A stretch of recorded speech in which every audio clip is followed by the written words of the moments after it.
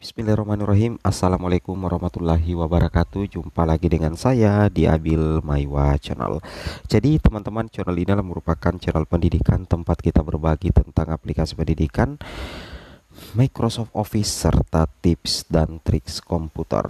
Jadi pada video kali ini teman-teman ya, kembali lagi admin akan mencoba mengupdate informasi terbaru seputar perkembangan P3K Guru formasi tahun 2023, yang mana di sini P1, P2, P3, P4 wajib perhatikan ini final kategori guru honorer tidak bisa daftar P3K Guru 2023. Bapak Ibu wajib cek posisi. Jadi di sini ada sekitar 6 kategori utama yang kemungkinan besar guru honorer itu tidak bisa mendaftar P3K Guru 2023, termasuk baik itu P1, P2, P3 maupun pelamar umum. Sehingga video ini sangat penting Bapak Ibu ya, untuk Bapak Ibu tonton sampai selesai.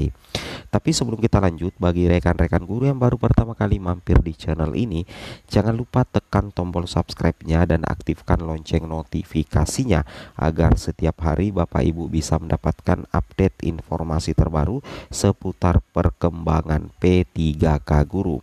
Baik Bapak Ibu, tanpa berlama-lama lagi kita langsung saja to the point terkait dengan kategori guru honorer yang tidak bisa mendaftar P3K Guru formasi tahun 2023 di SSCISN. Langsung saja Bapak Ibu. Nah, di sini Bapak Ibu perlu ketahui ya, untuk unit penempatan formasi itu tidak lagi ditampilkan di sekolah, tapi unit penempatan itu berada di Dinas Pendidikan Kebudayaan Kabupaten. Artinya apa? Untuk unit penempatan itu Bapak Ibu, tentunya untuk unit penempatan itu semuanya berkumpul di Dinas Pendidikan, sehingga nantinya Dinas Pendidikan bersama Panselnas itu akan melakukan distribusi penempatan ketika sudah ada guru honorer yang dinyatakan lulus menjadi ASN P3K formasi tahun 2023. Seperti itu kira-kira Bapak Ibu ya. Itu yang wajib Bapak Ibu pahami ya. Kenapa? Alasannya karena memang di Dinas Pendidikan itulah nantinya di P3K Guru 2023 berkumpul seluruh formasi yang ada Bapak Ibu ya, untuk P3K Guru. Kemudian kita lanjut lagi.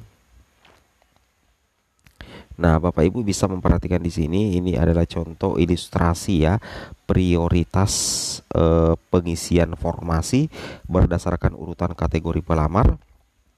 Kemudian yang kedua itu adalah informasi seleksi tahun 2023 bahwa formasi seluruhnya ada pada Dinas Pendidikan. Seperti itu kira-kira Bapak Ibu. Nah, untuk tahapan pengisian formasi itu ada Bapak Ibu ya, 4, ada urutan kategori pelamar ya, yang sangat diprioritaskan untuk mendapatkan penempatan. Yang pertama itu adalah guru lulus passing grade 2021, yang mana untuk urutan prioritasnya mulai dari THK 2, guru honorer negeri, lulusan PPG, dan guru swasta.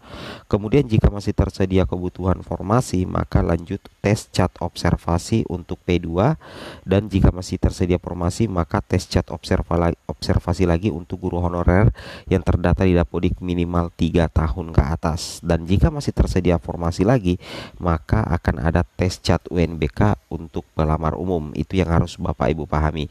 Ingat Bapak Ibu ya, penempatan, sekolah penempatan itu ditentukan oleh Dinas Pendidikan. Jadi kalau misalkan di sini sudah selesai dan ada guru lulus PG yang lolos mendapatkan ASN P3K, maka nantinya itu yang akan mendistribusikan penempatannya itu adalah Dinas Pendidikan. Itu yang wajib Bapak Ibu pahami dan Bapak Ibu cermati ya, terkait P3K Guru formasi tahun 2023. Ingat ya, formasi seluruhnya ada pada Dinas Pendidikan. Seperti itu kira-kira ya. Oke, lanjut. Nah, kemudian di sini adalah skema ya, ilustrasi dibuka 2 formasi pada jabatan yang sama di instansi ya. Misalkan untuk penempatan di sekolah induknya ini terjadi pada sekolah A. Kenapa? Karena di kebutuhan 1 ASN 0 honorer 1. Kebetulan dia sendiri guru honorernya Bapak Ibu. Nah, dia posisinya adalah guru honorer negeri ya. Otomatis nantinya dia akan mendapatkan penempatan di sekolah induknya ya. Jadi tidak ada perubahan sih sebenarnya ya. Yang jelasnya akan menempatkan di sekolah induknya. Kemudian di sini ada kasus kedua, yaitu di sekolah B misalkan ya Bapak Ibu, kebutuhan 1 ASN 1 ternyata honorer 1, dan posisi sekolah B ini itu kelebihan guru ya. Kebetulan ada guru THK 2-nya P1, otomatis guru P1 ini tidak bisa ditempatkan di sekolah induknya dan harus mencari sekolah yang lain ya, yang memang masih membutuhkan guru. Mending kita pindah memang Bapak Ibu ya, karena nantinya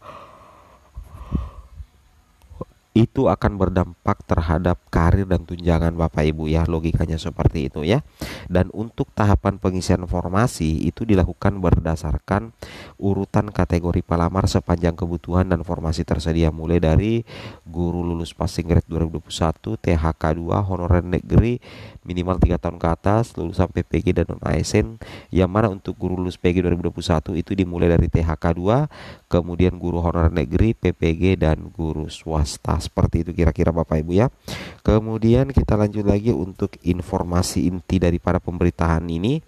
Bapak Ibu perlu ketahui bahwa 6 kategori guru honorer yang tidak bisa mendaftar P3K guru di SSCASN. Yang pertama itu adalah guru honorer berusia 59 tahun, tidak bisa daftar P3K Guru 2023 berdasarkan PP nomor 49 tahun 2018 dan Permenpan RB nomor 20 tahun 2022.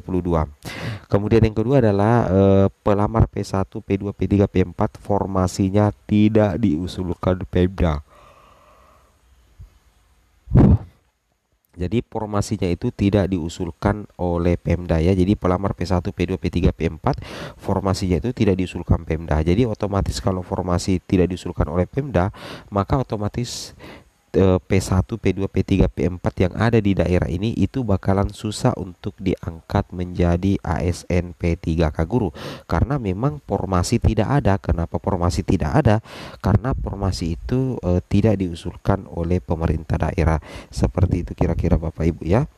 Kemudian berikutnya adalah yang ketiga adalah P1 kalah urutan penempatan karena keterbatasan formasi ya. Jadi ada beberapa guru yang berstatus P1 ketika diurutkan nanti itu bakalan tersingkir ya, dan tidak bisa untuk mendaftar P3K guru karena memang sudah tidak ada ketersediaan formasi di daerah ya. Jadi di sini dikatakan P2 dan P3 tidak tersedia formasi di Pemda. Nah, otomatis seperti itu ya. Jadi P1 kalau urutan penempatan karena keterbatasan informasi ya, seperti itu kira-kira. Kemudian yang berikutnya adalah P2 dan P3 yang tidak tersedia formasinya di Pemda. Kalau misalkan di pemerintah daerah itu tidak mengusulkan formasi sesuai dengan linearitas ijazah P2 dan P3, maka secara otomatis tidak akan ada formasi yang masuk di daerah Bapak Ibu, sehingga otomatis merugikan diri pribadi dan Indonesia. Seperti itu kira-kira. Kemudian yang ketiga, P2 dan P3 yang tidak memiliki ijazah S1 atau ijazah tidak linear dengan formasi manapun. Artinya apa?